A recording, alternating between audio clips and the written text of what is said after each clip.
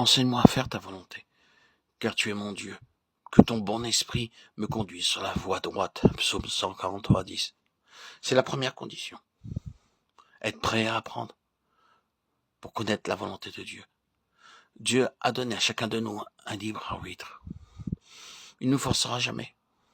Par exemple, Dieu nous a donné des yeux pour voir, mais nous pouvons refuser de regarder.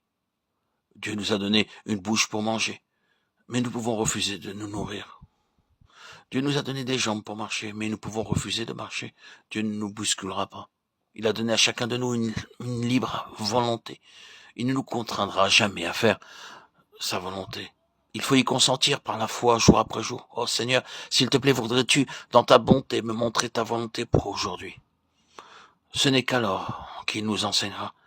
Si nous ne venons pas à lui, il ne nous obligera pas, parce qu'il a donné à chaque être humain une volonté libre, une libre disposition, un libre arbitre. Je veux faire ta volonté, mon Dieu, et ta loi est au fond de mon cœur. Psaume 49. En anglais, on pourrait traduire « c'est un délice pour moi de faire ta volonté ». Il nous faut donc être prêts à faire la volonté de Dieu joyeusement et non pas en maugréant. Ce devrait être notre plaisir, notre privilège et notre honneur de trouver et de faire la volonté de Dieu. Le Seigneur Jésus-Christ est devenu mon sauveur à mes 51 ans, le jour de mon baptême par immersion au lac de Mavine, où je l'ai reçu comme mon sauveur et Seigneur. J'ai pu recevoir son esprit glorifié, l'esprit de Christ, vivant, ressuscité. Et par son esprit aujourd'hui, je continue et je poursuis ma route. Si vous me demandiez quel est mon plus grand privilège depuis que je suis devenu croyant, depuis que j'ai reçu les eaux baptismales, je répondrai, mon plus grand privilège est de connaître et d'accomplir la volonté de Dieu. Cela me procure une très grande joie lorsque je découvre la volonté de Dieu pour n'importe quel domaine et pour tout détail.